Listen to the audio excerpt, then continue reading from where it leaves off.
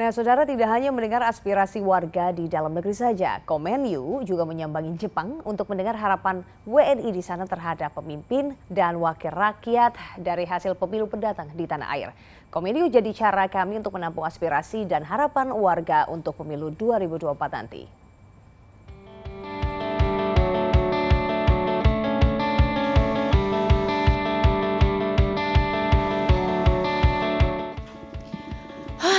Nippon ge yokoso, selamat datang di Jepang.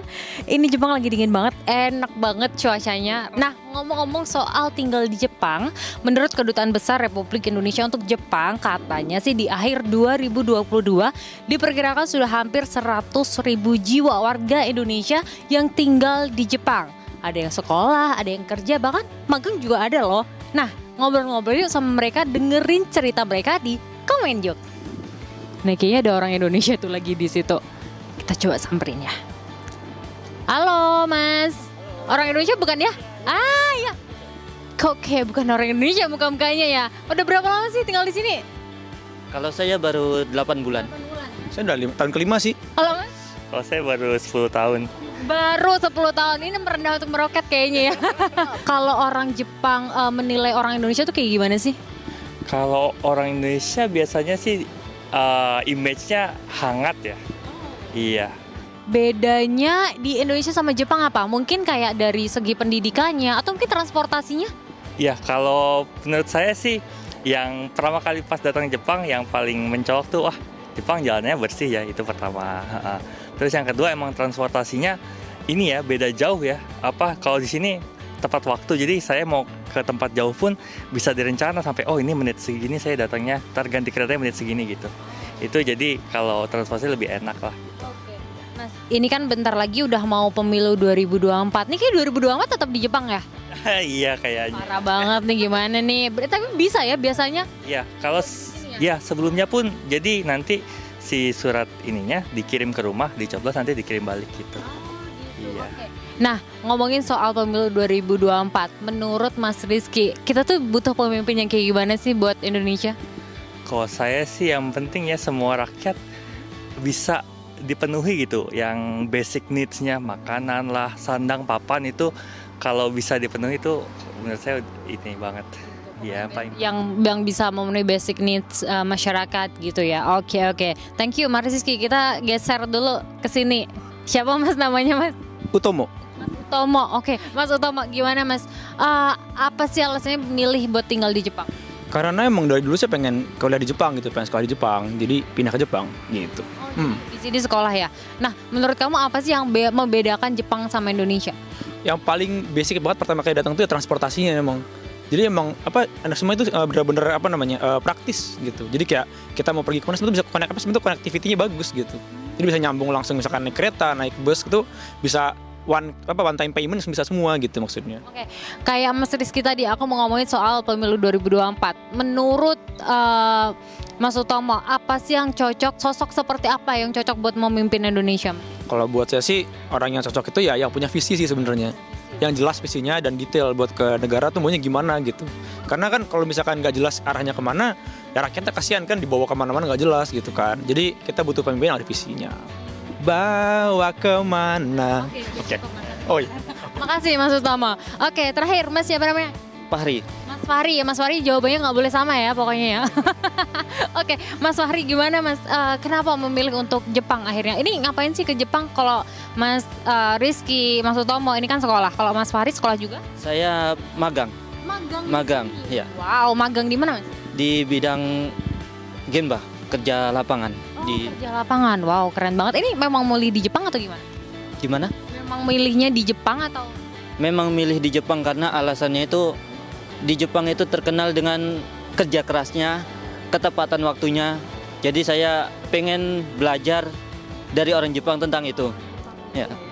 Ngomongin soal pemilu 2024, kayaknya masih di sini ya, Mas? Mungkin masih Kemungkinan masih di sini. Oke, harapannya apa? Cari pemimpinnya yang kayak gimana nanti 2024? Kalau menurut saya ya jangan hanya menyebar visi misi sewaktu kampanye. Jadi setelah terpilih itu direalisasikan.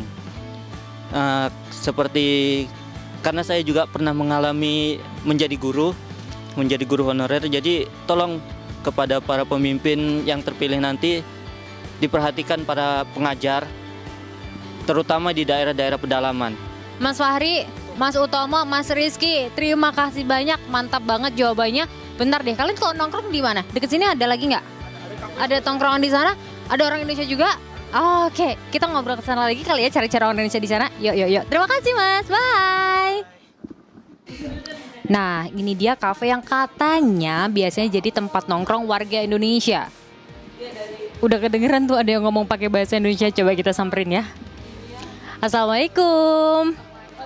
Aduh, maaf mengganggu. Ini mbak-mbak, ibu-ibu. Ini warga negara Indonesia semua kan ya? Oh, alhamdulillah. Nah, boleh ngobrol dikit ya? Saya hai dulu dong ke kamera. Waalaikumsalam. Oke, aku boleh duduk di sini ya? Oke. Aku mau nanya-nanya nih soal ini tinggal semua di Jepang atau lagi holiday atau gimana? Tinggal di Jepang. Oke. Apa sih tantangannya tinggal di Jepang? Nah, Mbak boleh jawab. Dari saya sih makanan halal tuh susah. Makanan halal susah. Ya, nggak gampang kayak di Indonesia. Gitu, jadi emang harus pilih-pilih banget ya. Nah, ngomongin soal pemilu 2024 nih, ceng-ceng. Ini pada nyoblos semua nggak nih waktu pemilu? Nyoblos. Iya. Nah, mau tahu dong apa sih harapannya atau sosok pemimpin seperti apa yang dicari? Boleh dong Mbak yang paling ujung yang belum ngomong nih. Ya harapannya semoga dunia pendidikan terutama support terhadap guru-guru itu mohon ditingkatkan lagi. Sebab majunya satu negara itu bagaimana dengan pola pendidikannya itu kan.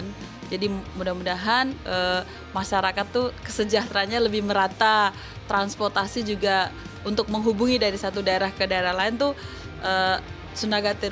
menyatu gitu. Kalau di Jepang karena transportasinya lancar, jadi semua bisa disalurkan, terintegrasi betul.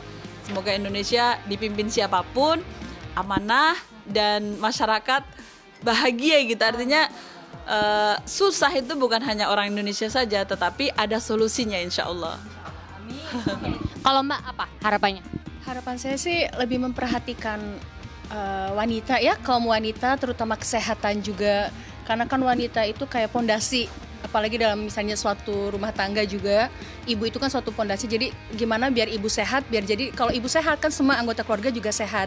Misalnya kayak ada pemeriksaan rutin atau apa gitu khusus untuk wanita, itu kalau bisa digratiskan untuk kaum wanita. Kan banyak ya Mbak ya, kita check up apa gitu ya dari maaf ya misalnya kayak payudara atau pap smear, itu kalau bisa gimana caranya digratiskan, iya untuk para kaum wanita, untuk para kaum ibu gitu ya. Aku setuju sama Mbak Pur, aku pendidikan sih harus yang utama, jadi harus banyak uang yang digelontorkan ya. Menurut aku itu untuk pendidikan sih, karena ke mana-mana banget kan, kalau pendidikan udah bagus bakal bagus gitu. Kalau saya sama pendidikan, tapi yang saya dapat dari sini di Jepang tuh uniknya di tahun terakhir mereka udah nyari kerja. Jadi pada saat mereka berhenti, mereka udah selesai, udah otomatis ada kerja karena syarat kerja itu nggak ada ijazah. Jadi angka pengangguran di sini tuh sangat rendah, beda sama Indonesia. Iya, Terutama untuk fresh graduate. iya.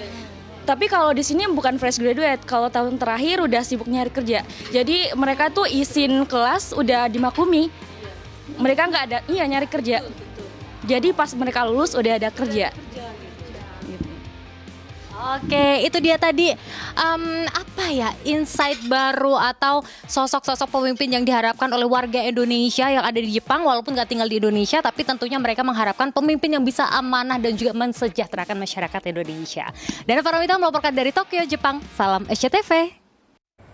Ya, saudara jangan mau kalah. Bagi Anda yang mau ikutan juga Komen You, langsung saja kirimkan pesan melalui direct message ke Instagram Liputan SCTV. Nanti akan kami balas dan kita akan syuting Komen You di sana.